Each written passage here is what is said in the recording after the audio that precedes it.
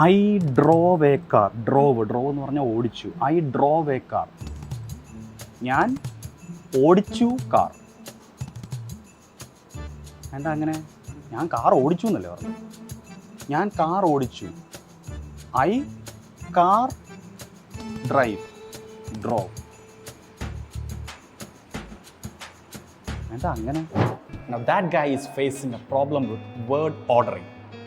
Word ordering എന്നുള്ള ഈ ഒരു പ്രശ്നം നമ്മുടെ ഫ്ലുവൻസിയിൽ ജോയിൻ ചെയ്യാൻ വരുന്ന ഒരു 70 to 80% സ്റ്റുഡൻസ് ഫേസ് ചെയ്യുന്ന വളരെ കോമൺ ആയിട്ടുള്ളൊരു മിസ്റ്റേക്കാണ്.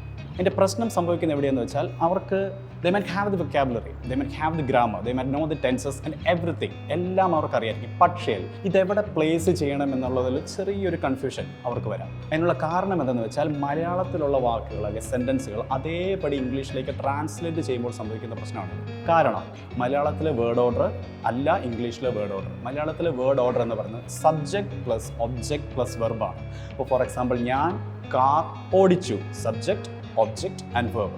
ഇത് നമ്മൾ ഇംഗ്ലീഷിലേക്ക് ആക്കുമ്പോഴത്തേക്കിന് സംഭവിക്കുന്നതെന്ന് വെച്ചാൽ ഐ ഡ്രോവ് എ കാർ എന്നായി.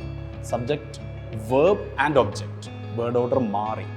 ഇതിനെ നമുക്ക് ഇമ്പ്രൂവ് ചെയ്യണമെങ്കിൽ വായിക്കുക, അതുപോലെ തന്നെ വായിച്ചിട്ട് മനസ്സിലാക്കി പറയാനും കൂടെ ശ്രമിക്കുക. റീഡിങ് ആൻഡ് സ്പീക്കിംഗ്, ഈ രണ്ടും മെനക്ക് ചെയ്താൽ ഈ ഒരു പ്രോബ്ലം നമുക്ക് ഈസി ആയിട്ട് മാറ്റാൻ സാധിക്കുന്നതാണ്. For more tips follow Tiju's Academy on all the socials.